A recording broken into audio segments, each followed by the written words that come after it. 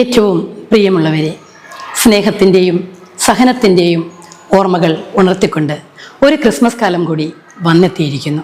പ്രവാചകന്മാർ മുൻകൂട്ടി പ്രവചിച്ച ദൈവപുത്രൻ്റെ ജനനം, ബത്ലഹേമിലെ കാലിത്തൊഴുത്തിൽ ദൈവപുത്രൻ മനുഷ്യപുത്രനായി അവതരിച്ച പുണ്യദിനം ഡിസംബർ 25. എവിടെ തിരിഞ്ഞൊന്നു നോക്കിയാലും അവിടെല്ലാം മനോഹരമായി അലങ്കരിച്ച ക്രിസ്മസ് ട്രീകൾ, നക്ഷത്രങ്ങൾ, ലാളിത്യത്തിൻ്റെ പ്രതീകമായ പുൽക്കോടുകൾ, സാന്താക്ലോസ്, അങ്ങനെ ഉണ്ണിയേശുവിൻ്റെ ജനനത്തെ അനുസ്മരിപ്പിക്കുന്ന സുന്ദരമായ കാഴ്ചകൾ. ഭൂമിയെ സ്വർഗമാക്കി മാറ്റുന്ന ഈ സുന്ദരകാലം സ്നേഹത്തിൻ്റെയും സഹിഷ്ണുതയുടെയും നാളുകൾ കൂടിയാണ്. ഓരോ ആഘോഷവും മനുഷ്യരെ തമ്മിൽ കൂടുതൽ കോർത്തിണക്കുവാനും നന്മയുടെ വെളിച്ചം സഹജീവികൾക്ക് ചൊരിയുവാനുമുള്ളതാകണം.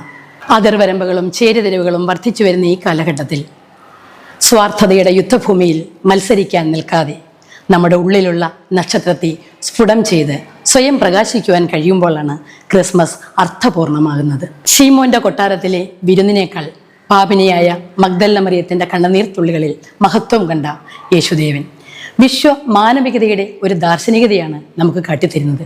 യേശുദേവന്റെ ജനന സമയത്ത് ദൂതന്മാർ ഉച്ചത്തിൽ പാടിയതുപോലെ അത്യുന്നതങ്ങളിൽ ദൈവത്തിന് മഹത്വം, ഭൂമിയിൽ സന്മനസ്സുള്ളവർക്ക് സമാധാനം. കാലത്തിന് അതീതമായ സന്ദേശം.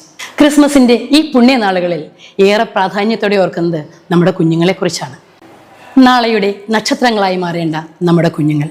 ഇവിടെ നിന്നും പഠിച്ചിറങ്ങുന്ന ഓരോ കുട്ടിയും ലോകത്തിലെ വിശുദ്ധ പൗരന്മാരായി വാഴ്ത്തപ്പെടട്ടെ എന്ന് പ്രാർത്ഥിക്കാം. ജ്യോതിയൻസിൻ്റെ ഭാഗമായി നിൽക്കുന്ന ഈ നിമിഷത്തെ അനുഗ്രഹമായി കണ്ടുകൊണ്ട് ജ്യോതിയൻസ് കുടുംബത്തിലെ ഓരോരുത്തർക്കും, എൻ്റെ സഹോദരങ്ങൾക്ക്, കുഞ്ഞുങ്ങൾക്ക് എല്ലാവർക്കും സ്നേഹവും സമാധാനവും ഐശ്വര്യവും പ്രദാനം ചെയ്യുന്ന ക്രിസ്മസ് പുതുവത്സര ആശംസകൾ.